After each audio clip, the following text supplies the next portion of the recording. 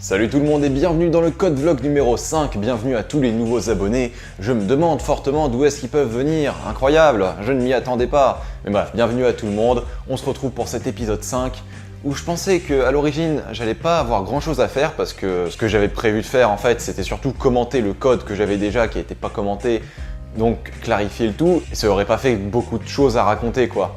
Le truc c'est que sur ces 2 matinées où j'ai codé, je me suis attaqué au spawn des blocs, qui fonctionnait déjà, mais j'ai essayé de l'améliorer, et ça a été un peu plus compliqué que prévu. Ça a été compliqué parce que j'avais un seul problème, un problème majeur avec le spawn, et si vous avez vu les épisodes précédents, vous devez savoir de quoi je parle, c'est que les blocs spawnaient, ils fonctionnaient, oui c'est bien, tu pouvais tirer dessus, les détruire et tout, mais c'était souvent, voire tout le temps, qu'ils spawnaient l'un sur l'autre. Genre, tu avais 6 blocs qui spawnaient, mais tu n'en avais que 3 affichés parce que chaque bloc, au final, ils étaient composés de 2 blocs spawnés l'un sur l'autre. Et c'est pas vraiment ce que tu veux en fait. Non, c'est pas très bien.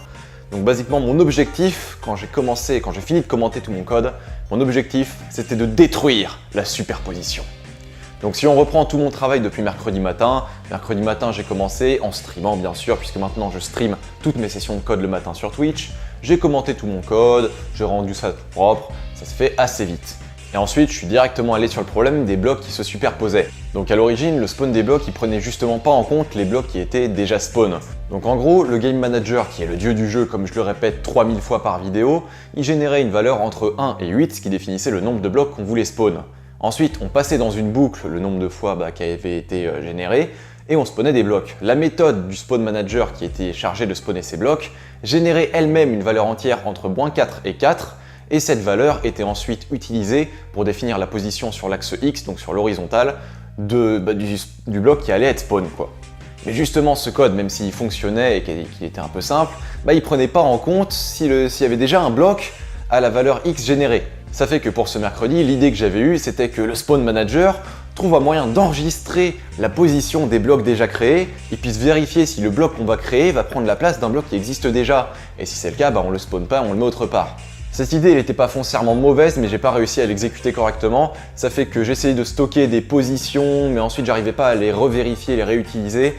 Ça fait que techniquement, ce mercredi, j'ai pas vraiment progressé sur le code, parce que j'arrivais juste à avoir plus de bugs. Soit ça arrêtait de se générer, soit Unity crashait complètement. C'était le chaos. Donc au final, le mercredi, je me suis juste rendu compte que je prenais le bon chemin global, tu vois. Genre, il y a un grand chemin vers ma solution, je prenais le bon grand chemin. C'est juste que c'était pas la bonne route que j'empruntais sur ce grand chemin. Et ça fait que le jeudi matin, après une bonne nuit de sommeil, je suis revenu sur mon code et j'ai réussi à exécuter ce que j'avais eu en tête le jour d'avant, et ça fonctionne. En version courte pour ceux qui n'ont pas le temps, j'enregistre juste les valeurs générées, donc les positions X dans un tableau, et à chaque fois que je génère une position, je vérifie si elle n'existe pas déjà dans le tableau. Si elle existe déjà, on en régénère une nouvelle, si elle n'existe pas, on la fout dans le tableau, et ensuite j'utilise ces positions pour spawn les blocs. Ça, c'est la version courte. Et donc maintenant, on va attaquer la version longue. Et bien sûr, je vais utiliser mes notes parce que vu que c'est un peu long et compliqué à expliquer de tête, si je regarde par là, c'est normal, vous inquiétez pas, vous n'allez pas exploser. Donc pour gérer le spawn des blocs, on a 2 classes qui sont prises en compte, le Game Manager et le Spawn Manager. Quand le Game Manager va arriver au moment de spawn, il va générer une valeur entre 1 et 8 et va directement appeler la méthode du Spawn Manager en renseignant cette valeur aléatoire entre 1 et 8 dans l'appel de la méthode du Spawn Manager. Avec cet appel et cette information, la méthode du Spawn Manager va créer un tableau d'entier qu'on va appeler block count, ayant une taille spécifiée justement par le chiffre généré par le Game Manager. Ça sera notre nombre de blocs à générer en fait. Ensuite, on déclare une nouvelle variable entière qu'on appelle total block, et ce sera notre nombre de blocs qu'on aura réussi à spawn. Et on l'initialise à 0 parce que quand on arrive directement dans la méthode, on n'a généré aucun bloc pour l'instant. Si cette variable qu'on vient de déclarer a un nombre inférieur au nombre de blocs à spawn, ce qui est généralement le cas quand tu veux spawn des blocs vu qu'elle est à 0 et qu'on génère un certain nombre, on rentre dans une boucle et on y reste tant qu'elle est inférieure. Dans cette boucle, la première chose qu'on va faire, c'est générer un entier aléatoire qu'on va appeler random postx, qui va prendre une valeur entre -4 et 4 pour justement définir la position horizontale des blocs dans le futur. Et juste après, on passe une variable booléenne isRandomX_same à false, donc à faux, et il faut la garder en tête parce qu'elle est très importante pour le fonctionnement de tout l'algorithme, celle-là. Juste après, on arrive à l'entrée d'une boucle for, et si la valeur de total block se trouve supérieure à 0, on rentre dedans. Dans notre cas, comme total block est toujours égal à 0 vu qu'on n'a rien généré, on peut l'ignorer pour ce passage. Ça fait qu'on arrive à une dernière condition qui va s'occuper de vérifier si la variable booléenne de tout à l'heure est égale à faux. Si c'est le cas, on affecte la valeur contenue dans random postx au tableau block count à l'emplacement désigné par total block, donc 0 dans ce cas-là. On incrémente total block, donc on lui rajoute 1 en gros, et on arrive à la fin de la boucle. Vu que total block est inférieur au nombre de blocs total qu'on veut générer, on retourne au début et on recommence depuis le début. Sauf que cette fois, vu que total block est supérieur à 0, vu qu'on l'a incrémenté, il est égal à 1, donc on rentre dans la boucle for de tout à l'heure. L'objectif de cette boucle, elle est toute simple. Elle permet juste de vérifier si la valeur qu'on vient de générer est égale à une valeur qui est déjà présente dans le tableau. Si c'est le cas, on va passer la variable booléenne isRandomX_same à vrai. Si c'est pas le cas, on n'y touche pas. Et si vous avez suivi, si jamais la variable booléenne est à vrai, la condition où on vérifie qu'elle doit être à faux pour mettre la valeur dans le tableau, on peut pas le faire, donc on retourne au début. On peut pas incrémenter total block vu que justement, on n'a pas généré de nouvelle valeur viable.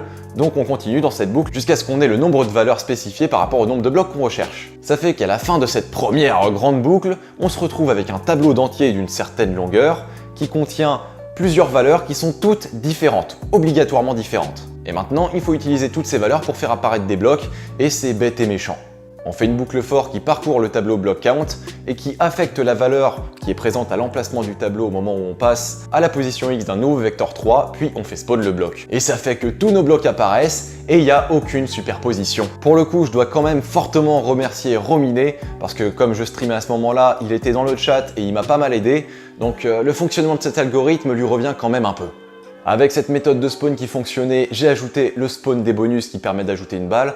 Et dans l'idée, c'est tout con, au lieu de spawn entre 1 et 8 blocs, j'en spawn entre 1 et 9. Ça fait que 9, c'est la longueur complète de l'écran. Sauf que je force le premier bloc à être un bonus. Donc ça fait que quoi qu'il arrive, il y aura toujours un bonus qui va spawn.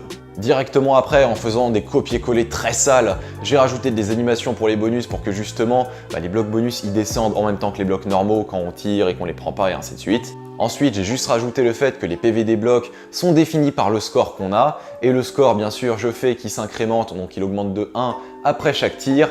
Et j'ai aussi fait en sorte qu'il s'affiche sur l'interface. Donc tu peux voir ton score qui monte de 1 à 2, à 3, à 4 et ainsi de suite. Après tout ça, j'étais plutôt content de moi, j'avais bien bossé pour le coup. On était parti d'un problème vraiment très chiant, on l'avait réglé, on avait ajouté presque toutes les fonctionnalités pour avoir un jeu fonctionnel. J'ai juste simplifié le début du jeu où en gros, tant que le score est inférieur à 10, le jeu ne peut te générer que entre 1 et 5 blocs et les PV des blocs ne peuvent être que égal au score et pas légèrement supérieurs comme ça peut être le cas par moment. Ça fait que le début du jeu est légèrement plus simple. Mais ça fait qu'après avoir fait toutes ces petites conneries, j'avais un peu fini mon code, il était genre 11h45 et vu que je finis de coder à midi, je voulais pas vraiment me lancer dans un truc et m'arrêter en plein milieu. Sauf que comme un con, je me suis dit tiens, j'avais fait une recherche Google il y a pas longtemps pour voir comment faire pour afficher un texte sur un sprite.